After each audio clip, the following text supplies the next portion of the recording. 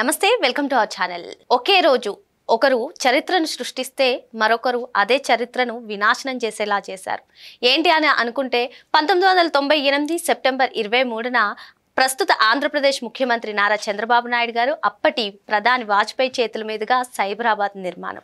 మరొకరు ఎవరా అనుకుంటే 2013 సెప్టెంబర్ 23న అక్రమాస్తుల కేసులో బెయిల్ పొంది నేటికి కూడా ఆ బెయిల్ పైన బయట ఉన్న వ్యక్తి జగన్మోహన్ రెడ్డి. మరి ఇవి ఇద్దరిని ఏ విధంగా చూడాలి తెలుసుకునే ప్రయత్నం చేద్దాం. దీన్ని విశ్లేషించడానికి మనతో పాటుగా ఉన్నారు ప్రముఖ ఆర్థిక, రాజకీయ, సామాజిక విశ్లేషకులు అప్పసాని రాజేష్ గారు. నమస్తే సార్. నమస్కారం.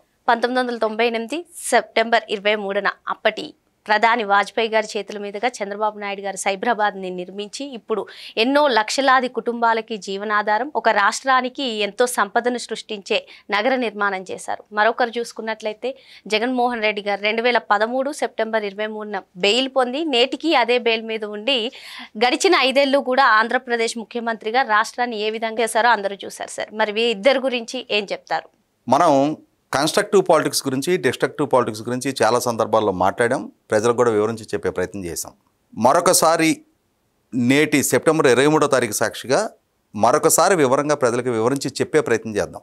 ఒక పాలకుడు ప్రజల క్షేమం కోరి, సమాజ హితం కోరి, భవిష్యత్తు తరాల అభ్యున్నతి కోసం ప్రోగ్రెసివ్గా, కన్స్ట్రక్టివ్గా ఒక నిర్ణయం చేస్తే దాని ఫలాలు ఎలా ఉంటాయి, సమాజంలో వచ్చే మార్పు చేర్పులేంటి అనేది 1998 సెప్టెంబర్ 23వ తారీఖు ప్రస్తుతం హైటెక్ సిటీగా పిలువబడే సైబర్ టవర్స్ ఆ భవన నిర్మాణాన్ని నాటి భారత ప్రధానమంత్రి అటల్ బిహారీ వాజ్పేయి గారి చేతుల మీదుగా ప్రారంభింపజేస్తూ ఉమ్మడి రాష్ట్ర ముఖ్యమంత్రిగా ఉన్న చంద్రబాబు నాయుడు గారు ఒక నవశకానికి నాంది పలికారు. వాస్తవంగా చంద్రబాబు నాయుడు గారు ఉమ్మడి రాష్ట్ర ముఖ్యమంత్రిగా ప్రమాణ స్వీకారం చేసే నాటికి మనకి ఇప్పుడు అమీర్పేటలో ఉన్న మైత్రివనం, అదే ఎస్టీపీఐ అనేవాళ్ళు, software technology park of India అని. అంటే మొత్తం ఉమ్మడి రాష్ట్రానికి హైటెక్ సిటీ అదే ఇప్పుడున్న మైత్రివనం. దాని స్థానం నుంచి ఇప్పుడున్న మాదాపూర్లో నిర్మాణం జరిగిన హైటెక్ సిటీ. కాంగ్రెస్ నాయకులు ఏం చెప్తారంటే నేదురుమల్ జనార్దన్ రెడ్డి గారు ముఖ్యమంత్రిగా ఉండగా శంకుస్థాపన చేశారు అని చెప్పని.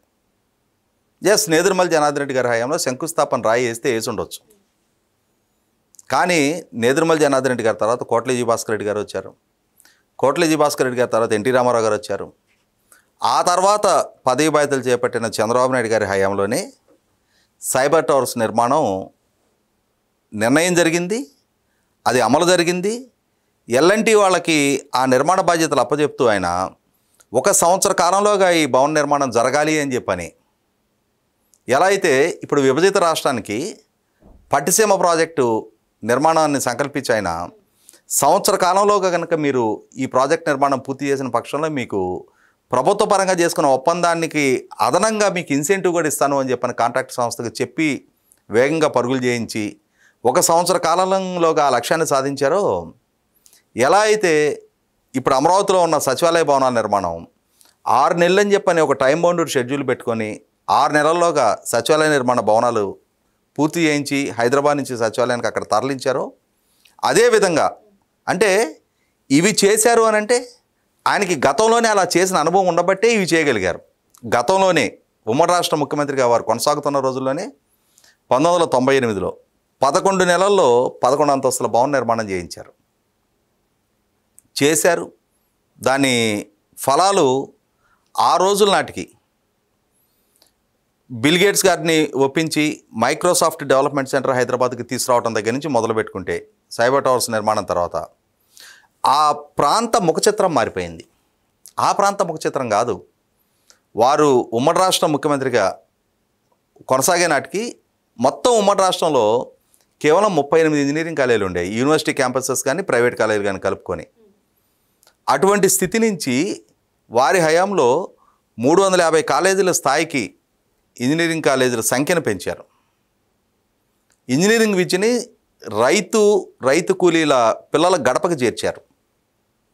అలా ఇంజనీరింగ్ గ్రాడ్యుయేట్ అయ్యి వచ్చిన పిల్లలకి ప్రపంచవ్యాప్తంగా వస్తున్న ఐటీ అండ్ ఐటీ ఎనేబుల్డ్ విప్లవాన్ని దృష్టిలో పెట్టుకొని ఆ ఉపాధి అవకాశాలు మెరుగుపడాలి అనే ఉద్దేశంతో ఆ సైబరాబాద్ నిర్మాణానికి పూనుకున్నారు. అప్పటి వరకు జంట నగరాలుగా ఉన్న హైదరాబాద్, సికింద్రాబాద్ నగరాలకి సైబరాబాద్ పేరిట ట్విన్ సిటీస్ని ట్రై సిటీగా ఎమర్జ్ అయ్యేలా చేయగలిగారు. అక్కడి నుంచి మొదలు పెట్టుకుంటే ఆ ఐటీ విప్లవం సృష్టించిన వండర్స్ ఇవాళ మనం ఆ ప్రాంతానికి వెళ్తే అక్కడ ఈ నిర్మాణాలు ఏమీ జరగకముందు నుంచి నాకు అవగాహన ఉంది. సైబర్ టవర్స్ నిర్మాణం జరుగుతున్న నాటి నుంచి నేను చూస్తున్నా. ఇప్పుడు ఆ సైబర్ టవర్స్ పక్కన విప్రో క్యాంపస్ ఉండేది, దాని ఆనుకొని మై హోమ్ నవద్వీప అని ఉంటుంది. అది కూడా లేఅవుట్. దాంట్లో ఆక్షన్లో ఆ రోజుల్లో మై హోమ్ రామేశ్వరరావు గారు గజం 7,600కి కొనుగోలు చేశారు అని అంటే మొత్తం హైదరాబాద్ సిటీ విస్తుపోయింది. అమ్మో 7,600 పెట్టి కొన్నారంట అక్కడ అని చెప్పని. ఇవాళ 4 లక్షలు పెట్టిన అక్కడ గజం దొరకదు. ఆ రోజుల్లో ఆ ఒక్కొక్క నిర్మాణం అక్కడ ఒక్కొక్క వండర్ సృష్టించింది. ఇప్పుడు ఆ సైబర్ టవర్స్ చుట్టూ ఓ పక్క శిల్పారామం ఉంటుంది, హైటెక్ సిటీ ఫేజ్ 2 అంటారు, సైబర్ పెర్ల్ అంటారు. ఆ పక్కనే డెలాయిట్, ఒరాకిల్, ఆ పక్కన టెక్ మహీంద్రాగా రూపాంతరం చెందిన సత్యం కంప్యూటర్స్, డెల్, హెచ్ఎస్బిసి, ఇంకో పక్క TCS, Raheja mind space, Vanenburg IT, ఇట్లా ఆ ప్రాంతంలో కొన్ని లక్షల మందికి ఉపాధి కల్పన జరిగింది. దీనికి ఎక్స్టెన్షన్గా ఫైనాన్షియల్ డిస్ట్రిక్ట్, అక్కడగా మైక్రోసాఫ్ట్, విప్రో, ఇన్ఫోసిస్, పొలారిస్ అని ఉండేది, క్యాబ్ జెమిని, అంటే ఇక క్యాన్బే అనేవాడు ఫస్ట్ దాన్ని, ఫ్రాంక్లిన్ టెంపుల్టను. ఒకటేంటి అంటే ఈ పెద్ద పెద్ద కంపెనీలు కాక చిన్న కంపెనీలు కొన్ని వందలు వచ్చినాయి. ఇవాళ కావురి హిల్స్ దగ్గర నుంచి మొదలు పెడితే కొన్ని లక్షల మంది ఉపాధి పొందుతూ ఉన్నారు. ఈ లక్షల మంది ఎక్కడి నుంచి వచ్చారు? గ్రామీణ ప్రాంత రైతు కుటుంబాల నుంచి ఎదిగొచ్చారు వీళ్ళంతా. వీళ్ళు కాక కొన్ని లక్షల మంది ప్రపంచవ్యాప్తంగా విస్తరించారు. అమెరికా, కెనడా, యూరప్ మొత్తం, ఆస్ట్రేలియా, ఇట్లా వివిధ దేశాల్లో సెక్యూర్డ్ ఇన్కమ్ సోర్సెస్ తోటి బ్రహ్మాండమైన కెరీర్లు వాళ్ళు అందుకోగలిగారు. దాని ఇంపాక్ట్ ఏమైపోయిందంటే గ్రామీణ ప్రాంత కుటుంబాల ఆర్థిక స్థితిగతులు మెరుగైనాయి. ఒకనాడు రెక్కల ముక్కలు చేసుకొని వ్యవసాయం మీద మాత్రమే ఆధారపడ్డ కుటుంబాలు వాళ్ళ పిల్లల్ని చదివించుకొని గత 2.5 దశాబ్దాల కాలంలో వాళ్ళు కెరీర్లో ఎదిగి మంచి మంచి అవకాశాలు అందుకోవడంతో వాళ్ళ జీవితకాలం కష్టంతో సంపాదించిన దానికన్నా వాళ్ళ పిల్లల్ని చదివించుకోవడం ద్వారా వాళ్ళ కుటుంబాల్లో చాలా వేగంగా మార్పులు వచ్చినాయి. లైఫ్ స్టాండర్డ్స్ పెరిగినాయి, లైఫ్లో కంఫర్ట్ చూస్తూ ఉన్నారు. అంటే భవిష్యత్తు దర్శనం చేయగలిగే, భవిష్యత్తులో యువతకి ఏ విధమైన అవకాశాలు అందుతాయి, వాటిని ఏ విధంగా అందించాలి అని చెప్పనే విజన్ తోటి ఆలోచించే ఒక నాయకుడు తన ఆలోచనని అమలు చేస్తే వచ్చే ఫలాలు ఇవి.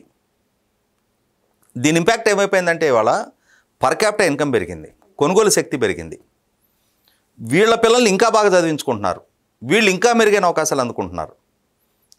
ఒకనాటి కుటుంబ మూలాలతో కంపేర్ చేస్తే ఇవాళ నక్కకి నాగలోకానికి ఉన్నంతటి తేడా, అంతటి స్థాయిలో ఇవాళ కుటుంబాలు అద్భుతమైన పురోగతి సాధించగలిగినాయి. ఇది చంద్రబాబు నాయుడు గారి ఘనత. ఇంకొక అడుగు ముందుకేసి మాట్లాడుకుంటే ఆ రోజుల్లో చంద్రబాబు నాయుడు గారు ఆ రాళ్లలో రప్పల్లో హైటెక్ సిటీ నిర్మాణానికి సంకల్పించుకుంటున్న సందర్భంలో నాడు ప్రతిపక్ష నాయకుడిగా ఉన్న వైఎస్ రాజశేఖర రెడ్డి గారు, పీజేఆర్ గారు, ముఖ్యంగా ఆ రోజు సిఎల్పి లీడర్ ఆయన అయితే కంప్యూటర్లో కూడి పెడతాయా,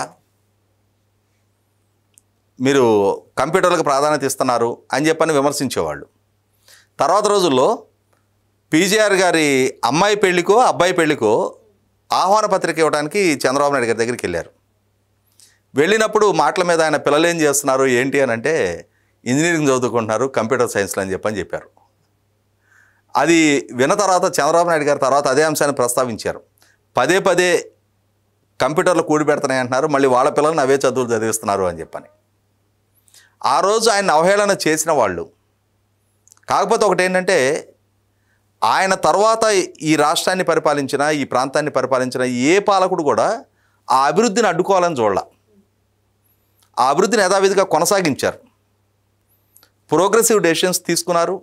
దాని ఇంపాక్ట్ ఏమైపోయిందంటే హైదరాబాదు నగర అభివృద్ధికే కాకుండా మొత్తం తెలంగాణ ప్రాంత ముఖచిత్రం కూడా మారటానికి ఆ ఒక్క భవన నిర్మాణం దోహదం చేసింది.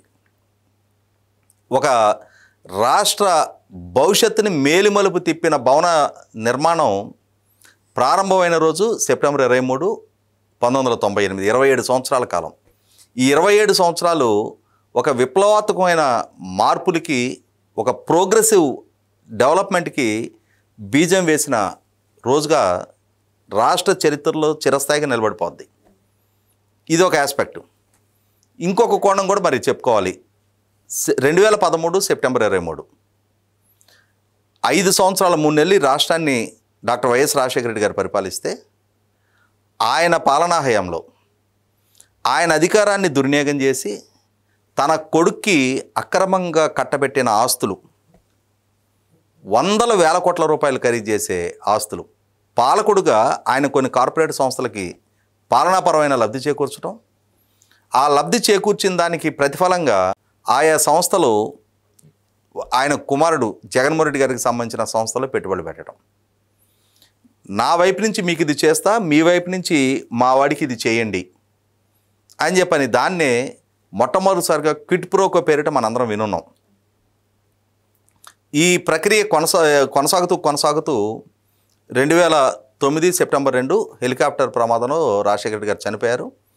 ఆ తర్వాత జగన్మోహన్ రెడ్డి గారికి సంబంధించిన ఈ అక్రమాస్తులు హైకోర్టులో పబ్లిక్ ఇంట్రెస్ట్ లిటిగేషన్ రూపంలో నాటి కాంగ్రెస్ ఎమ్మెల్యే డాక్టర్ శంకర్రావు గారు హైకోర్టు దృష్టికి తీసుకురావడం, తర్వాత తెలుగుదేశం పార్టీ కూడా ఎర్రమనాయుడు, అశోక్ గజపతిరాజు గారుల నాయకత్వంలో వాళ్ళు కూడా హైకోర్టు కేసులో ఇంప్లీడ్ అవటం, వీళ్ళ దగ్గర ఉన్న డాక్యుమెంట్ ఎవిడెన్స్ మొత్తం హైకోర్టుకు సబ్మిట్ చేయడం, ఈ కేసును విచారించిన హైకోర్టు వీరు సబ్మిట్ చేసిన డాక్యుమెంట్ ఎవిడెన్స్లో ప్రైమా ఫేసి ఉంది అని చెప్పి నిర్ధారణ చేసుకున్న తర్వాత జగన్మోహన్ రెడ్డి గారి మీద సిబిఐ విచారణకు ఆదేశించడం, విచారించిన సిబిఐ జగన్మోహన్ రెడ్డి గారు అక్రమ మార్గంలో వాళ్ళ తండ్రి అధికారాన్ని అడ్డు పెట్టుకొని అక్రమంగా వేల కోట్ల రూపాయల ఆస్తులు పోగు చేసుకున్నాడు, ఆయన ఆస్తులు పోగు చేసుకున్న క్రమంలో 43,000 కోట్ల రూపాయల ప్రజాధనం దుర్వినియోగం జరిగింది అని చెప్పని స్పష్టమైన ఛార్జెస్ తోటి విత్ డాక్యుమెంట్ ఎవిడెన్స్ ఆయన అరెస్ట్ చేశారు, జైల్లో పెట్టారు.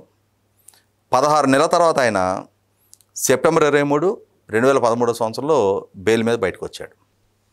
సహజంగా ఒక జగన్మోహన్ రెడ్డి గారే కాదు, ఏదైనా ఒక కేసులో ఒక సామాన్య పౌరుడి మీద ఒక కేసు నమోదయ్యి అరెస్ట్ అయ్యి బెయిల్ తీసుకొని బయటకు వచ్చేటప్పుడు కొన్ని బెయిల్ కండిషన్స్ ఉంటాయి.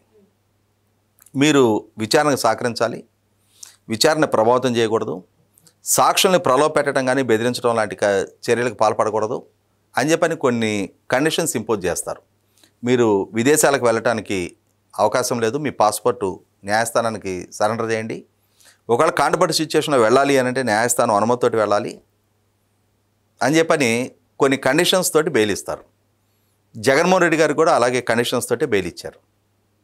కానీ ఆయన ఆనాటి నుంచి ఈనాటి దాకా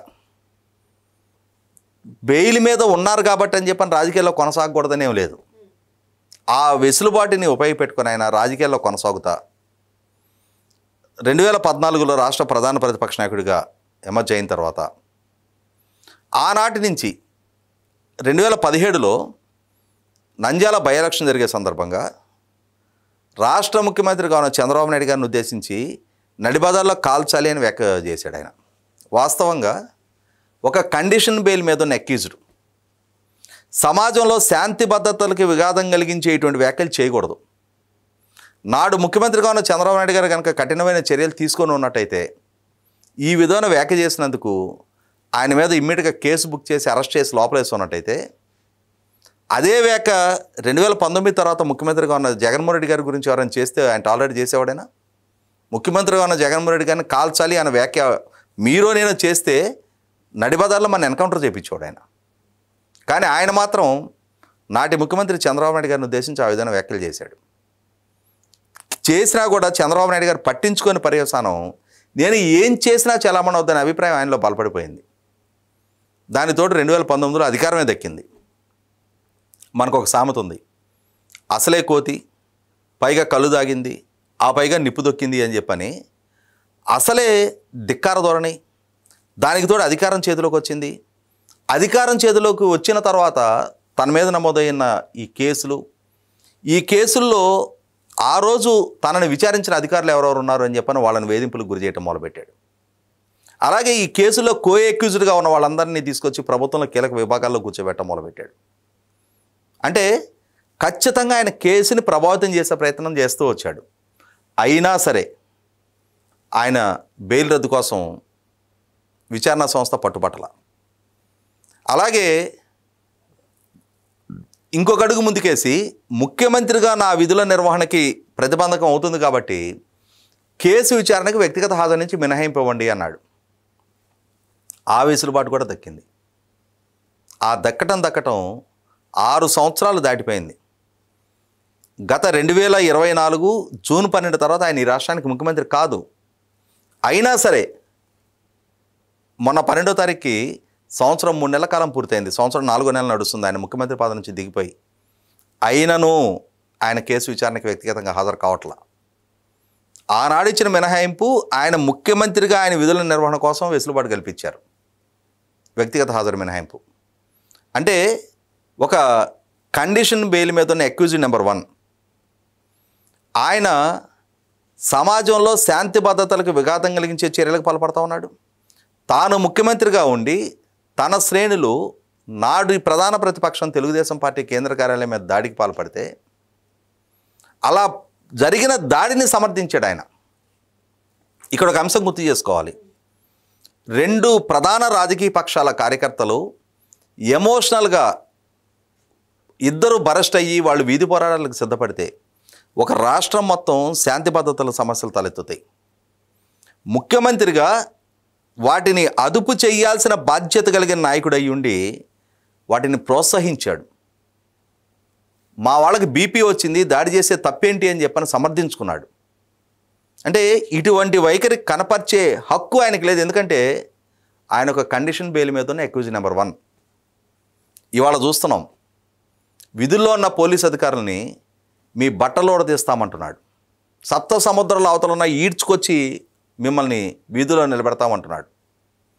వాళ్ళ శ్రేణులు గంగమ్మ జాతరలో పొటేళ్లు తల నరికినట్టు రప్పా మేము తెలుగుదేశం వాళ్ళ తలలు నరుకుతాము అని అన్న వ్యాఖ్యల్ని సమర్థిస్తున్నాడు. అంటే తన అధికారాన్ని, తన రాజకీయ హోదాని, తనకి దక్కిన బెయిలుని అడ్డం పెట్టుకొని ఎంత వికృత స్వభావాన్ని కనపరుస్తున్నాడో చూస్తూ ఉన్నాం. వాళ్ళ సొంత చిన్నాన్న దారుణ హత్యకు గురైతే దాన్ని సహజ మరణంగా చిత్రీకరించే ప్రయత్నం చేశాడు. ఆ కేసులో సూత్రధారులు పలానా అని చెప్పని సిబిఐ నిర్ధారణ చేసిన అక్యూజుడిని అమాయకులు ఆణిముత్యాలు అని చెప్పని వాళ్ళని కాపాడే ప్రయత్నం చేస్తున్నాడు. ఈయన పాలకుడిగా ఉండగా ఆ విచారణకు ప్రతిబంధకాలు కల్పిస్తున్నాడు అని చెప్పని విచారణ వేరే రాష్ట్రానికి తరలింపజేసుకున్నారు. అంటే సిబిఐ చేస్తున్న విచారణకు అడ్డంకులు సృష్టించే ప్రయత్నం చేశాడు. సిబిఐ అధికారుల మీద కేసులు పెట్టించే ప్రయత్నం చేశాడు. This is nothing but clear case of violation of bail conditions. Bail conditions ఉల్లంఘన తప్ప రెండోది కాదు ఇది. అయినా సరే ఆయన బెయిల్ మీద కొనసాగుతూ ఉన్నాడు. ఇవాళ ఒక అరాచకవాదిగా 5 సంవత్సరాల పాలకుడిగా ఉండి వాళ్ళ నాయన ముఖ్యమంత్రిగా చేసిన నాటికన్నా మరింత అవినీతికి పాల్పడ్డాడు అని చెప్పని వాళ్ళ విచారణలు జరుగుతూ ఉన్నాయి. ఇటువంటి వ్యక్తిని బెయిల్ ఇచ్చి సమాజం నెత్తిన, పౌర సమాజం నెత్తిన నాట్యం చేయమని చెప్పని వినోదం చూస్తున్నాయి వ్యవస్థలో. ఒకే రోజు ఒక నాయకుడు ఇదే రోజు ఒక రాష్ట్రాన్ని వెలుగుల వైపు, ప్రస్థానం వైపు, అభివృద్ధి ప్రస్థానం వైపు నడిపిస్తే ఇంకొక నాయకుడు తనకి దక్కిన ప్రతి అవకాశాన్ని దుర్వినియోగం చేసుకుంటా, వ్యవస్థలకు సవాలు విసురుతా, జాతి తిరోగమనానికి ప్రయత్నం చేస్తూ ఉన్నాడు. యువతని హింస వైపు ప్రేరేపిస్తూ ఉన్నాడు. అరాచకాల వైపు, దౌర్జన్యాల వైపు, దాడుల వైపు ప్రోత్సహిస్తూ ఉన్నాడు. ఈ ఇరువురి మధ్య ఉన్న వ్యత్యాసం ఏంటి అనేది ఆంధ్రప్రదేశ్ పౌర సమాజం చాలా స్పష్టంగా గుర్తెరిగారు. కాబట్టి గత జూన్ 4వ తారీఖు 2024 జూన్ 4 ఎన్నికల లెక్కింపులో ఎవరి స్థాయి ఏంటనేది ప్రజలు ఒక నిర్ణయాత్మక తీర్పు ఇచ్చారు. కానీ ఇవాళ ఆ తీర్పును కూడా అపహాస్యం చేస్తూ అతను మాత్రం తన ఉన్మాద ప్రక్రియను కొనసాగిస్తూనే ఉన్నాడు. మరి ఇటువంటి సందర్భంలో ప్రజలు కూడా మరొకసారి ఆలోచించుకోవాలి. అదే సందర్భంలో వ్యవస్థలు కూడా పునరాలోచించుకోవాలి. చట్టం ముందు, న్యాయం ముందు అందరూ సమానమే అని చెప్పని మాటల రూపంలో చెప్పడం కాదు, ఆచరణపూర్వకంగా కూడా సమానము అని చెప్పని నిర్ధారణ చేయాల్సిన బాధ్యత కూడా వ్యవస్థల చేతిలోనే ఉంటుంది. అది సిబిఐ న్యాయ వ్యవస్థ ఇన్ని సంవత్సరాల పాటు బెయిల్ మీద ఉంటూ ఇంకా సిగ్గుచేటైన వ్యవహారం ఏంటి అంటే 12 సంవత్సరాలు ఈ రోజుకు పూర్తవుతుంది అతనికి బెయిల్ వచ్చి. కేసులు నమోదయ్యి 14 సంవత్సరాలు నడుస్తుంది. ఇప్పటికీ కేసు విచారణ స్టేజ్కి రాలా కోర్టుల్లో. అతని ద్వారా నమోదయ్యి ఉన్న క్వాష్ అండ్ డిశ్చార్జ్ పిటిషన్లే ఇప్పటికీ ఒక కొలిక్కి రాలా. ఈ నేపథ్యంలో ఎన్నేళ్లకి ఈ కేసులు తేల్తాయి? ఇన్ని వేల కోట్ల రూపాయల అక్రమాలు జరిగాయి అని చెప్పని సిబిఐ స్పష్టమైన సాక్ష్యాధారాలతో ఛార్జ్షీట్ రూపంలో న్యాయస్థానం దృష్టికి తీసుకొచ్చిన అంశాలకే ఇప్పటి వరకు అతిగతి లేదు అని అంటే, విచారణ స్టేజ్కి రాలేదు అని అంటే న్యాయం ఎప్పటికి జరుగుతుంది? మనం పదే పదే చెప్తుంటాం, justice delayed is justice denied అంటాం. న్యాయం లేట్ అయితే న్యాయం నిరాకరించినట్టుగానే భావించాలి అని చెప్పని.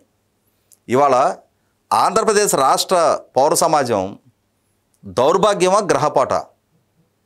ఇటువంటి నాయకుడిని ఇన్ని వ్యవస్థలు కలగలిసి ఇంత నిరాసక్తంగా రాష్ట్రం మీద వదిలిపెట్టి ఇవాళ 5 సంవత్సరాలు పాలకుడుగా అతను చేసిన విధ్వంసం ఈ రోజుకి రాష్ట్రం మూల్యం చెల్లించుకుంటా ఉంది. కనీసం ఇప్పటికైనా సరే వ్యవస్థలు మేల్కొనాలి, జాగరూకతతో వ్యవహరించాలి, సత్వరం న్యాయం జరిగేలాగా నిర్ణయాలు చేయాలి, వేగవంతమైన న్యాయం అందే విధంగా నిర్ణయం చేయాలి. అలా చేయనప్పుడు విధ్వంసమే శ్రేయస్కరం అని యువత కూడా భావించుతూ ఉన్నారు. మా మీద ఏ కేసులు పెట్టినా దశాబ్దాల తరబడి కేసులు విచారణ తేలదు, ఈలోగా సకల భోగాలు అనుభవించవచ్చు, సర్వాధికారాలు చెలాయించవచ్చు అనే ఒక అభిప్రాయం వాళ్ళ యువతలో బలపడుతుంది. ఇది ప్రమాదకరమైన సంకేతం. ఒక ఆరోగ్యకర సమాజాన్ని నిర్మించాలని ఒక నాయకుడు ప్రయత్నం చేస్తే, ఒక అనారోగ్య సమాజాన్ని నిర్మించాలని చెప్పని ఇంకొక నాయకుడు ప్రయత్నం చేస్తూ ఉన్నాడు. మనం ఈ నాయకుడు ఆచరించే క్రిస్టియానిటీలోనే దేవుడి గురించి, సైతాను గురించి, రెంటి గురించి వింటుంటాం. మరి ఇక్కడ చాలా స్పష్టంగా మనకి ఆ రెండింటి మధ్య వ్యత్యాసం కూడా వాస్తవ రూపంలో కనిపిస్తూ ఉంది. మరో అంశంతో మళ్ళీ కలుద్దాం. Thank you sir.